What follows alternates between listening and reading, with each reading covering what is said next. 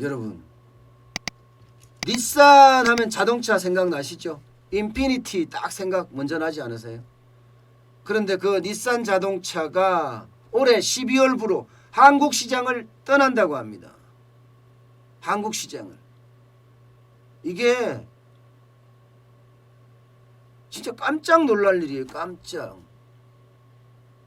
한국 시장에 들어온 지가 벌써 16년 됐습니다. 아마 여러분들도 이런 차량을 많이 보셨을 거예요. 인피니티 차량이에요. 인피니티 세단 Q50이란 차인데요. 아마 드라마에서도 아마 여러분들 많이 보셨을 거고, 일반적으로 인피니티가 색상도 예쁘고 괜찮다고 합니다. 뭐 저야 일본차 살 생각은 전혀 없는 사람이긴 하지만 어쨌든 인피니티가 한국에서 굉장히 인기를 끌었고, 그것 때문에 인피니티가 여기에 정착할 수 있었던 거예요. 그런데 말입니다. 이게 진짜 이게 고민이 좀 되는 부분이 있어요. 닛산, 르노, 르노 닛산이라고 하나? 르노 닛산이라 하자고요. 르노, 프랑스에 있는 자동차 회사입니다. 르노 닛산 얼라이언스라고 불리는 게 있습니다. 르노, 닛산, 미쓰비시 3사가 연합해서 우리 한번 살아나보자. 예, 그렇게 얼라이언스를 맺은 거죠. 얼라이언스를. 그러면서요, 닛산이나 르노나 굉장히 활발한, 그러면서 전 세계에서 나름대로 경쟁력을 얻어가는 그런 성과를 얻었었거든요. 그런데 야 닛산이 한국 시장에 철수한다고 생각을 해보세요. 이게 닛산 입장에서는 그래요. 닛산 입장에서는 작년에 불매운동이 굉장히 영향을 많이 미쳤다. 예. 공식적으로 그렇게 이야기는 안 하지만 글로벌 경영 전략 차원에서 이제 닛산은 한국 시장에서 철수한다 이렇게 말을 하지만, 사실 그 이면에는 일본 불매운동이 굉장히 영향을 많이 미쳤거든요. 예. 그런데 뭐 닛산이 철수하는 걸 가지고 네가 무슨 뭐 그런 이런 브리핑까지 하느냐 이렇게 말하지만, 이게요 중요한 의미를 갖습니다. 중요한 의미를. 한국 시장에서 일본 불매운동 때문에 글로벌 자동차 회사가 철수를 했다. 한국 시장에 투자하면 안 되는 것 아니냐? 투자자들에게 부정적인 영향을 미친다는 사실이에요. 투자자들에게. 야, 한국은 잘못하면 언제든지 철수해야 되는 거 아니야? 이렇게까지 생각을 갖게 할 수 있으니까 말입니다. 그래서 위험하다는 거예요. 닛산이 12월부로 철수를 하고 2028년까지 앞으로 8년간은 애프터 서비스까지 하겠다고 이야기를 했지만, 이 닛산 자체가 한국 시장에서 철수한다 이 자체가 우리에게는 굉장히 큰 충격이라는 거죠. 우리가 대한민국이 수출 중심 국가입니다. 수출 중심 국가이기 때문에 많은 외국계 기업들이 한국 시장에 와서 생산도 하고요, 판매도 하고요, 그렇게 사업을 영위를 해야 돼요. 굉장히 자유로운 그런 나라가 돼야 됩니다. 그래야지 그 나라들에게도 계속 우리는 물건을 팔아먹을 수가 있는 거예요. 물론 일본하고 우리의 사이에 적자가 워낙 심하니까, 무역 적자가 뭐 일본 철수한다고 아무 생각 없다 이렇게 이야기할 수도 있지만, 아무 생각이 없으면 안 된다는 게 그거예요.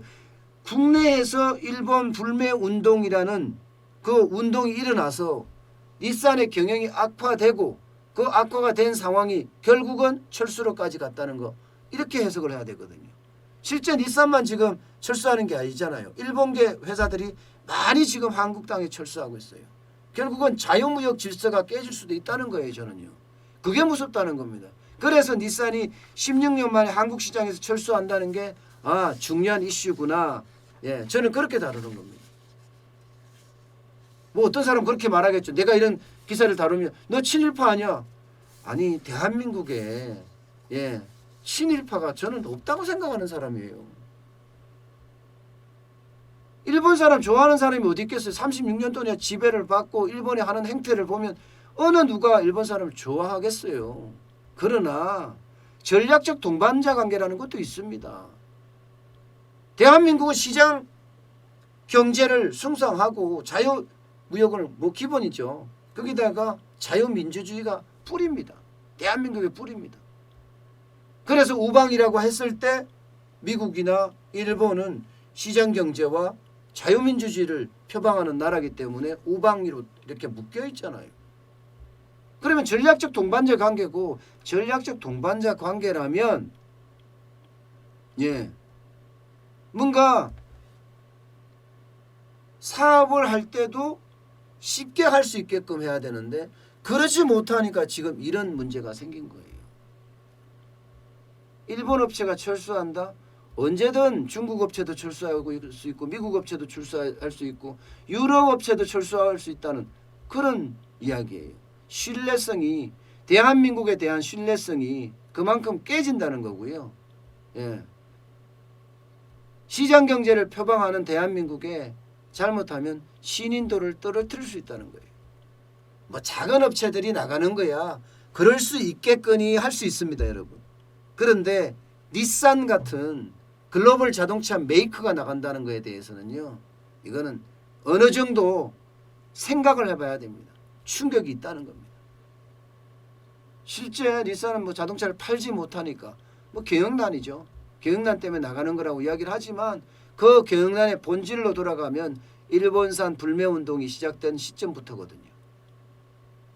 참 편가르기 한다는 게 참 저는 안타까워요. 대한민국에 아니 전 세계에서 우리처럼 이렇게 편가르기 잘하는 나라도 없을 거예요. 편가르기에서 좌파 우파 나눠서 지금 뭐 인터넷이고 유튜브고 다 싸우고 있잖아요. 참 안타까운 현상입니다, 여러분. 대한민국은 대한민국다워야 되거든요. 그런데 대한민국이 대한민국다운 것이 아니라 정치인들이 또 다른 대한민국을 만들어내는 것 같아요. 그러니까 대한민국은 대한민국다워야 되는데 정치인들이 만든 대한민국, 가짜 대한민국 쪽으로 사람들이 자꾸 이동하는 거예요. 프로파간다가 있으니까, 프로파간다가. 저는 지금 경제가 굉장히 최악의 상황이라고 생각해요. 저는요. 실물 경제 충격도 시작이 되고요. 대외적인 악재도 너무너무 많고요. 그런데도 경제가 좋아지는 듯 이야기하잖아요. 홍남기 경제부총리도 경제의 숨통이 트이는 것 같다. 뭐 이런 표현까지 썼단 말입니다. 저는 그게 안타깝습니다. 경제가 좀 일어난다는 이야기가 저는 그렇게 안 보거든요. 이게 경제가 일어난다는 이야기를 보려고 그러면 코로나19 이전까지는 가야 되는 그런 걸 가지고 있거든요. 근데 코로나19 이전까지는 언감생심 꿈도 못 꿉니다. 꿈도 못 꿔요. 매출이 90%씩 떨어졌는데 이제 뭐 50%, 60% 하고 있다고 해서 이게 잘하는 거다. 잘하는 건 맞죠. 안 죽으니까 그나마. 자영업자들 입장에서는 그러나 이게 진짜 잘하는다고 표현할 수 있을까요? 겨우 그죠? 순통만 되었다? 그렇게 판단할 수밖에 없습니다. 경제는 앞으로 저는 더 어려워질 거라고 생각을 하거든요. 이 재난지원금이 또 바닥이 나는 시점 언제일까요? 5월, 6월, 7월? 7월쯤이면 바닥이 날 거예요. 8월 31일까지 사용하라고 하지만 그러면 그 이후는 또 어떻게 될지 또 걱정만 앞섭니다.